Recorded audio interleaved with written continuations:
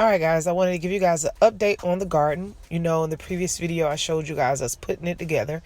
We got everything labeled, we got everything down, and I wanted you guys to see the growth that has happened. Each section is categorized where you can see the corn, the okra, the squash, the green beans, the cucumbers and whatnot. So I wanted to give you guys this visual so you can see how they're coming along. This is about a week and a half or so, a little bit more of an update on how they're doing and flourishing. I'll give you guys another update once they, start completely coming out of the ground.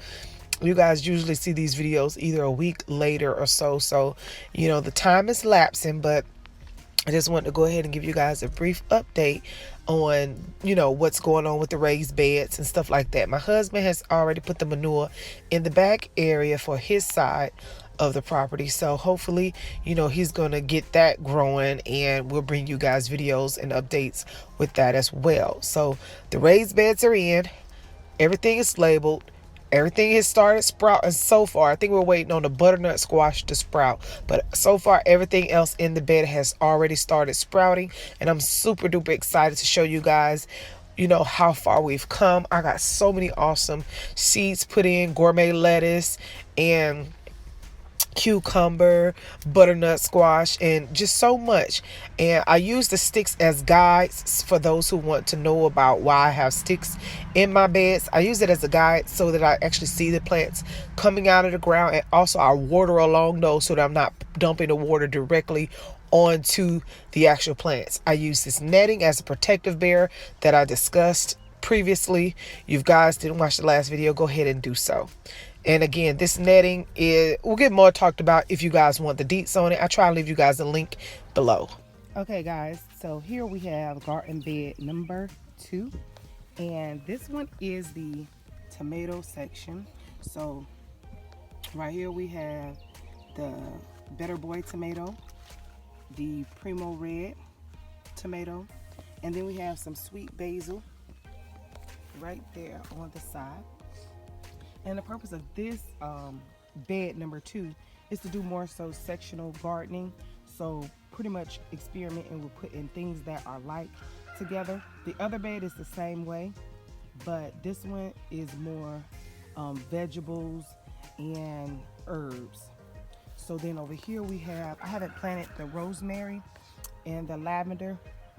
They're there for protective measures.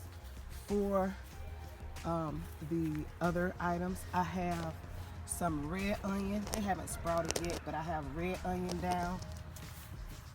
And then I have some dill.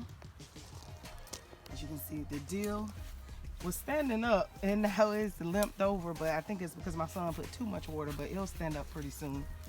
And then again, there's the lavender. And then I'm swinging on around and I have some kale that I got, curly kale.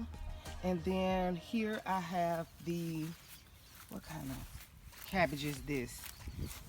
I know this is Bonnie's hybrid cabbage. So this is cabbage right here. I actually got this yesterday from the strawberry farm. So this cabbage was purchased from the same place that we purchased our strawberries.